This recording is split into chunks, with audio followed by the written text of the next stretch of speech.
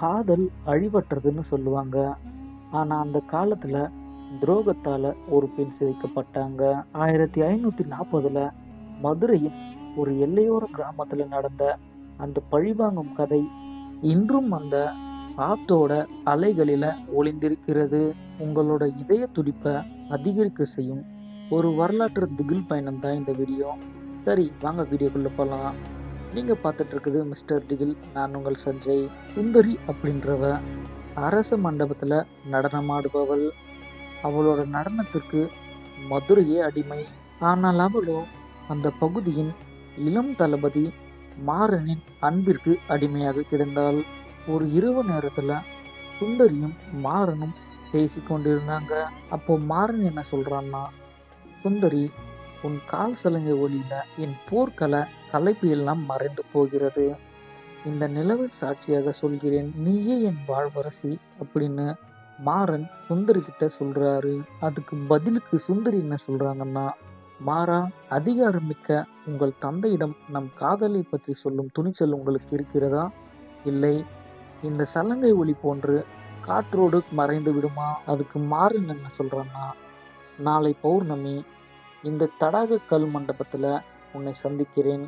அங்கே நம் திருமணத்தை உறுதி செய்வோம் அப்படின்னு சொல்லிக்கிட்டு அங்க இருந்து புறப்படுறான். இப்போ அங்க இருந்து கிளம்புன மாறன் அரண்மனைக்கு போன உடனே இவங்களோட காதல் கதைய அவங்க அப்பா கிட்ட சொல்றாரு. அதுக்கு மாறனோட அப்பா சிரிச்சு கொண்டு, ஒரு ஆடல் பெண் நம் குலத்திற்கு மருமகளாவதா?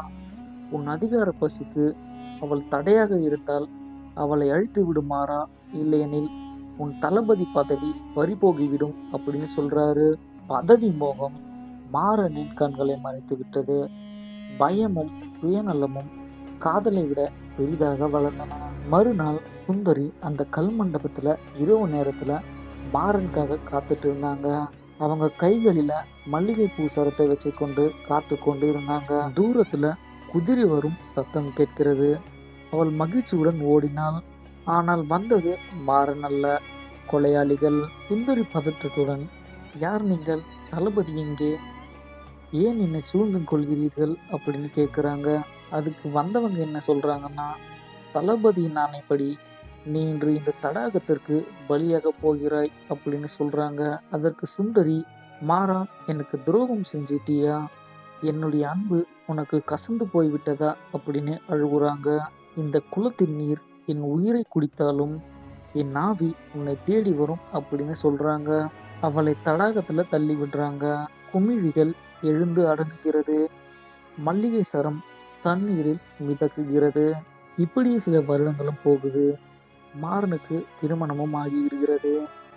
அதுக்கப்புறமா 15 ஆண்டுகள் கழித்து மாறன் இப்போது ஒரு முதிர்ந்த அதிகாரியாக தன் மனைவியுடன் அதே பகுதி வழியாக பல்லக்குல செல்றாரு. அப்போது திடீரென குதிரைகள் மீது கனைக்கின்றன. மாறன் பயத்துடன், என்னவானது? குதிரைகள் ஏன் நகர மறுக்கின்றன? இந்த மல்லிகை வாசம் எங்கிருந்து வருகிறது அப்படின்னு பதத்துடன் கேட்கிறாரு. காற்றில் மிதந்து வந்தது சுந்தரியின் குரல். மாறா, 15 வருடங்கள், 180 பௌர்ணமிகள், நான் உனக்காக இங்கேயே காத்திருக்கிறேன். நீ தந்த மல்லிகை சரம் இன்னும் வாடவில்லை தெரியுமா அப்படின்னு சிரிக்கிறாங்க. மாறனோட மனைவி, யாருடைய குரல் இது? எனக்கு பயமாக இருக்கிறது, சீக்கிரம் கிளம்புங்கள் அப்படின்னு அவங்களும் பதட்டத்துடன் சொல்றாங்க. தடாகத்தோட நடுவுல ஒரு உருவம் மெதுவாக எழுகிறது. அழகான சுந்தரி அதே நடன உடையில நிலவு வெளிச்சத்துல மின்னுகிறாள். அவள் மாறனை பார்த்து புன்னகைக்கிறாள். மாறன் பிரமிப்புடன் தன் சுயநிலவை இழந்து, சுந்தரி, நீ இன்னும் உயிரோடு தான் இருக்கிறாயா? என்னை மன்னித்து விடு, இதோ வருகிறேன் அப்படின்னு அந்த பல்லக்கிலிருந்து இறங்கி போறாரு. மாறன் தண்ணீரை நோக்கி நடக்கிறான். அவன் அவளை கையை பிடித்தவுடன் சுந்தரியின் முகம் திடீரென மாறுகிறது. கண்கள் கருப்பாகின்றன. தோல் உரிந்து எலும்புகள் தெரிகின்றது. அதுக்கப்புறமா சுந்தரி என்ன சொல்றாங்கன்னா, என் உயிர் போன போது உனக்கு வலித்ததா மாறா? இல்லை, இப்போது வலிக்கும் பார். துரோகிகளுக்கு என் சலங்கை மரணத்தை தான் பரிசாக தரும். அவன் அவளை தண்ணீருக்குள் இருக்கிறாள். அவன் அலறல் சத்தம் அந்த பகுதியையே அதிர வைத்தது. அடுத்த நாள் காலையில தடாகத்துல மாறனின் சடலம் கிடக்கிறது. அவன் கழுத்துல ஒரு மல்லிகை சரம் சுற்றப்பட்டிருக்கிறது. சலங்கை சத்தம் மெதுவாக கேட்டு அப்புறம் மறைகிறது. துரோகம் ஒருபோதும் மறைக்கப்படுவதில்லை. 16ஆம் நூற்றாண்டுல புதைக்கப்பட்ட அந்த சுந்தரியோட ஆவி இன்றும் உண்மையான காதல் இல்லாத இடங்களை தேடி அலைவதாக கிராம மக்கள் நம்புகிறார்கள்.